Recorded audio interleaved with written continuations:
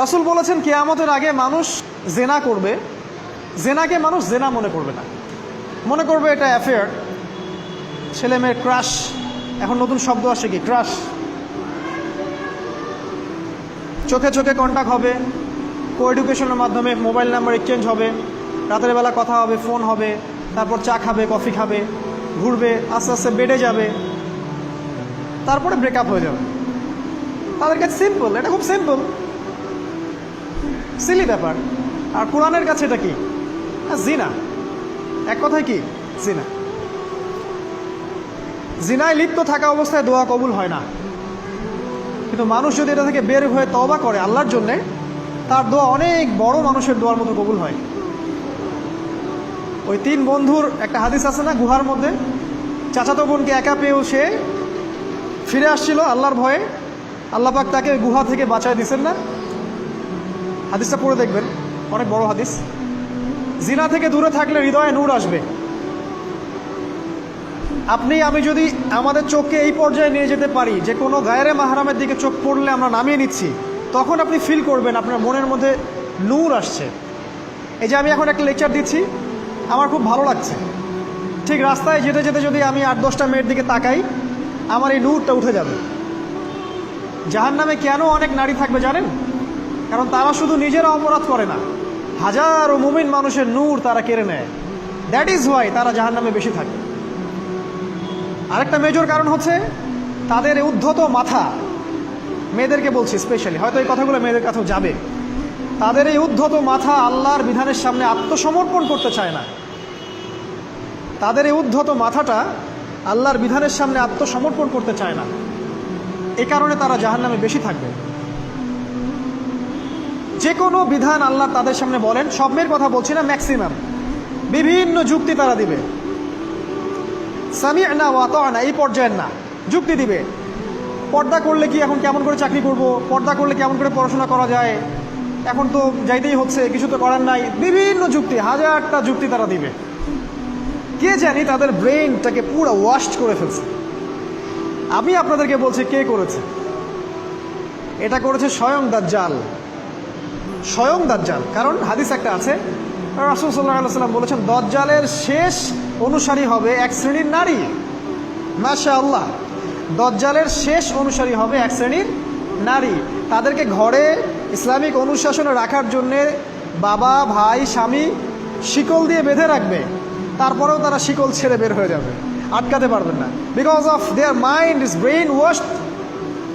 এ কারণে দেখা যায় তাদেরকে যখন কোনো বিধানের কথা আপনি বলবেন, তাদের এই উদ্ধত মাথাটা আল্লাহর বিধানের সামনে অবনত হতে চায় না, বিভিন্ন যুক্তিতর্ক তারা দেয়। এই কারণেই তাদের সংখ্যাটা জাহান্নামে বেশি হবে। আরও কারণ আছে, রাসূল বলেছেন সারা জীবন তাদের জন্য করবেন। স্পেশালি তাদের উদ্দেশ্য করে বলছি যাদের অ্যাফেয়ার আছে। যতই করেন, যত কিছুই করেন না কেন, আপনি যদি তাকে ভোগ বিলাস এবং পার্থিব সুখ শান্তি দিতে না পারেন, সে আপনাকে চিনবে না এক সময়।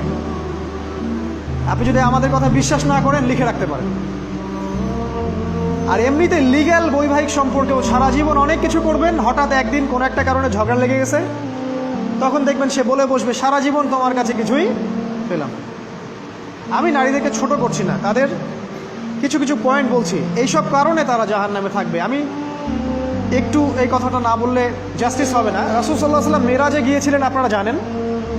তিনি মেরাজের রাতে অনেক অলৌকিক জিনিস দেখেছেন, নবীদের সাথে সাক্ষাৎ করেছেন, ইভেন আল্লাহর সাথে কথা বলেছেন, আল্লাহর নূর দেখেছেন।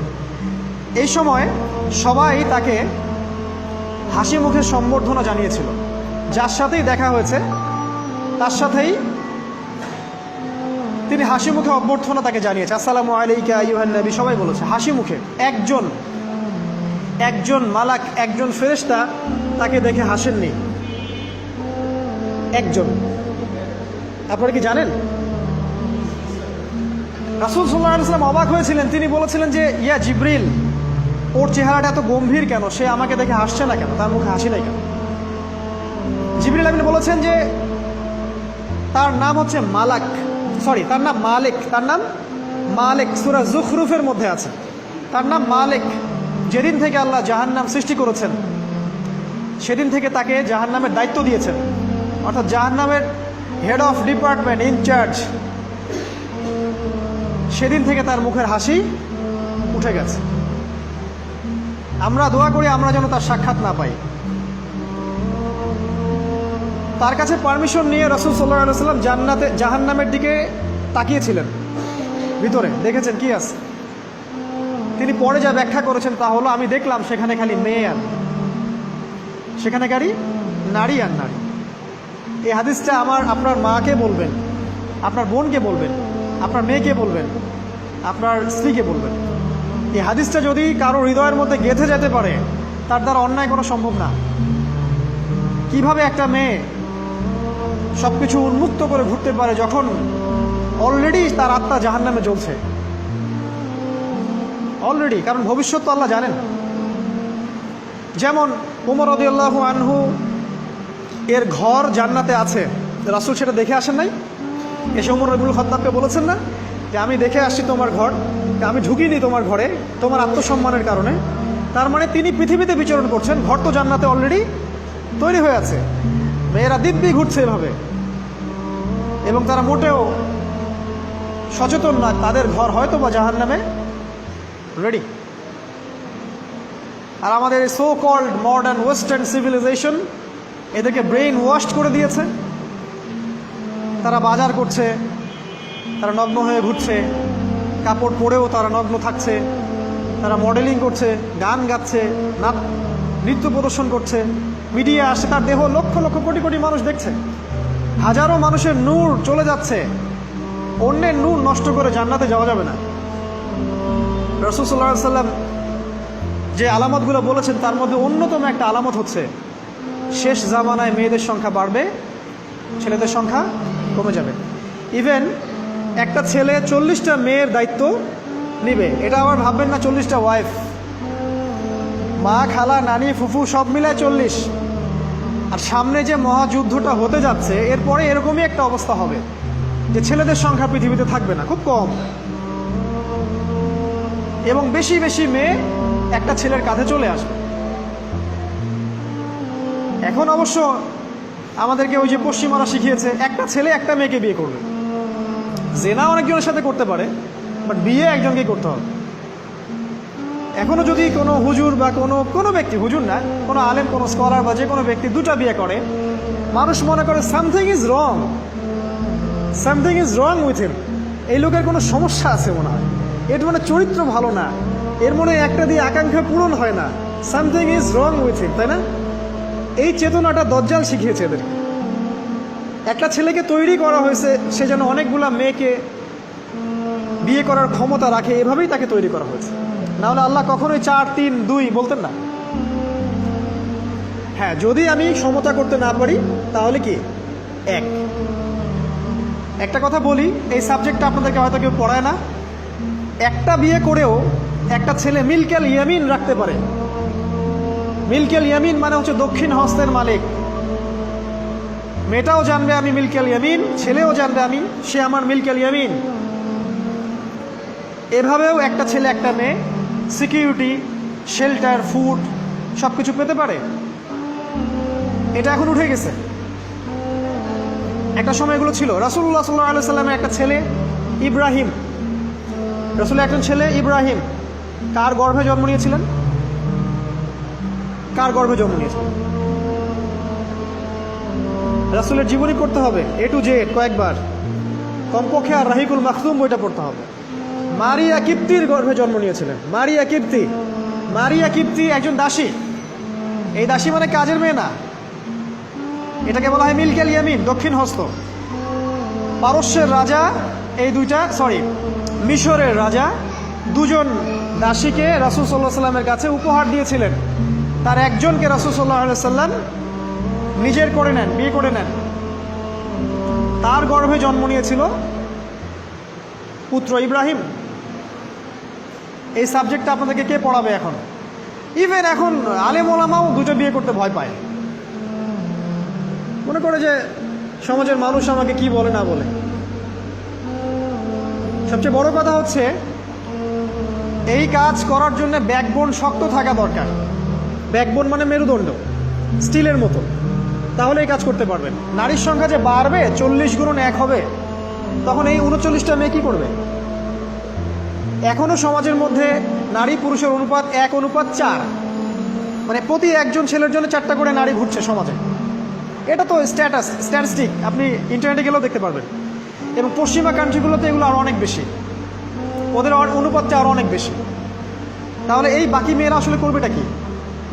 সবাই যদি একটা করে বিয়ে করে, তাহলে বাকি মেয়েদের কি হবে? তারা কি পতিতালয়ের সম্পত্তি হবে? ওদের যৌন অধিকার নাই? ওরা শারীরিক, মানসিক, শেল্টার, ফুড, খাবার, পানীয় এগুলোর অধিকার রাখে না? এখানে নারীবাদীরা কি বলবে? সব নারীবাদী, এদেশের যত নারীবাদী আছে, সেকুলারিজম, এই নারীবাদীরা বেশিরভাগই দজ্জালের এজেন্ট। নিজ হাতে দজ্জাল ট্রেনিং দিয়ে এদেরকে তৈরি করেছে। আপনারা হয়তো ভাবছেন দজ্জাল তো এখনো বের হয় নাই, ট্রেনিং দিল কিভাবে? আমরা কি ইবলিসকে দেখি?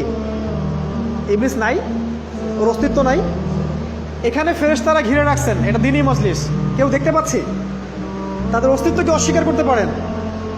দাজ্জালও এরকমই একটা এভিডেন্স, এরকম একটা সোল। সে অলরেডি রিলিজড, সে শুধু মানুষের রূপে আমাদের সামনে আসেনি, সামনেই আসবে। একজন ইহুদির যুবকের বেশ ধরে সে সামনে আসবে।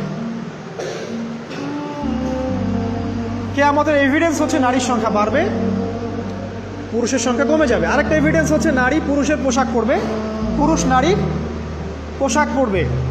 পোশাক মানে কি? জিন্স আর গেঞ্জি? হ্যাঁ, এটাও একটা ব্যাখ্যা। ঢাকায় তো জিন্স আর গেঞ্জি চলছে, টি শার্ট। এখানে অন্য একটা ব্যাপার আছে, আমি সেটা আপনাদেরকে আজকে বলছি। সেটা হলো, এটা শুধু এই পোশাক বলতে শুধু গায়ের পোশাক বোঝানো হয়নি। আল্লাহ বলেনি নারীরা তোমাদের পোশাক, তোমরা নারীদের পোশাক। তার মানে কি? না এটা নারী, এটা আমার ওয়াইফ। কোরআনের আয়াত এবং হাদিসের আয়াতগুলো দুই রকম। মুহকামাত, যেগুলো স্পষ্ট, মুতাশাবিহাত, যেগুলো অস্পষ্ট, যেগুলোকে তাউইল, ব্যাখ্যা করতে হয়। আর তাউইল কারা করবে? যাদেরকে আল্লাহ জ্ঞান দিয়েছেন তারা করবে, সবাই করবে না। তাউইল করার পরেও তারা বলবে আল্লাহই ভালো জানেন। এজন্য আমি বলছি আল্লাহই ভালো জানেন, কিন্তু আমার ব্যাখ্যা হচ্ছে যে এখানে পোশাক বলতে বোঝানো হয়েছে যে মেয়েরা সামাজিক, অর্থনৈতিক, রাজনৈতিক সমস্ত ক্ষেত্রে ছেলেদের নেতৃত্বের আসন নিয়ে নিবে। You are agree with me? আমার সাথে এগ্রি করেন? পরিবার, সমাজ, রাষ্ট্র, সব জায়গায় they will play the functional role of male in society. তারা সমাজে পুরুষের ফাংশনাল রোলটা প্লে করবে, আর পুরুষ নারীর জায়গায় চলে আসবে। ওই যে পিছনে গিয়ে ইয়েস স্যার, সামিয়ানা ও আতোয়ানা, এই হবে অবস্থা। এগুলো কি আমরা দেখতে পাচ্ছি? ব্যাখ্যা করার দরকার নেই। তবে একটা হাদিস না বললে ইলমের জাস্টিস হবে না। সেটা হলো আল্লাহ রাসূল সাল্লাল্লাহু আলাইহি ওয়াসাল্লাম বলেছেন, কোনো কওম ততক্ষণ পর্যন্ত সফল হতে পারে না যতক্ষণ পর্যন্ত তাদের নেতৃত্ব দিবে একজন নারী। হাদিস কি আছে এটা, নাকি বানাই বললাম? তাদেরকে বুখারী খুলে দেখতে বলেন। কোন কওম, আর রাসূল যখন একটা কথা বলেছেন তার মানে পৃথিবী উল্টে গেলেও কথাটা সত্য হবে, কিছুই করার নেই। এই কারণে পশ্চিমার এখন খুব ভয় পাচ্ছে, কারণ রাসূল সাল্লাল্লাহু আলাইহি ওয়াসাল্লামের অনেক ভবিষ্যৎবাণী আছে কিয়ামত সম্পর্কে। ওরাও এখন খুব ভয় পাচ্ছে, ওভার কনসিয়াস, যে এগুলো তো হতেই পারে। এটাকে ঠেকানোর যত পদ্ধতি তারা অবলম্বন করছে, কিন্তু লাভ হবে না। প্রতিটা ইস্যু ওদের বিপর্যয় ডেকে আনবে। যে কোনো ইস্যু হোক, সেটা প্যালেস্টাইন বা কাশ্মীর হোক, সেটা আফগানিস্তান বা পাকিস্তান বা বাংলাদেশ বা বার্মা, কোনো ইস্যুই তাদের জন্য কল্যাণ বয়ে আনবে না। যদি কল্যাণ বয়ে আনে, শুধু মুসলিমদের জন্যই আনবে। কারণ প্রতিটা অন্ধকারের পিছনে একটা সোনালী সকাল আছে। এটা ওরা জানে না, কিন্তু কোরআন এবং হাদিস এটা আছে। অতএব কেউ ধৈর্যহারা হবেন না, ধৈর্যহারা হবেন না, এবং অধৈর্য হয়ে কোনো ইনিশিয়েটিভ নেবেন না। এমন কোনো ইনিশিয়েটিভ নেবেন না যার কারণে উম্মার ক্ষতি হয়। কারণ সামনে যে সময়টা আসে, এটা আমাদের বিজয়ের সময়, ওদের বিজয়ের সময় নয়। All you have to do, আপনাকে শুধু এতটুকু করতে হবে, জাস্ট বি প্রিপেয়ার ইউরসেলফ। নিজের প্রস্তুতি নিজে নেওয়া শুরু করেন, কারো দিকে দেখার দরকার নেই। এবং অবশ্যই collectively, as a Umma, as a nation, কিয়ামতের আলামত হচ্ছে নারীর সংখ্যা বাড়বে, পুরুষের সংখ্যা কমবে। নারীরা পুরুষের পোশাক পরবে, পুরুষরা নারীর পোশাক পরবে। পোশাক মানে সোসাইটির ফাংশনাল রোল।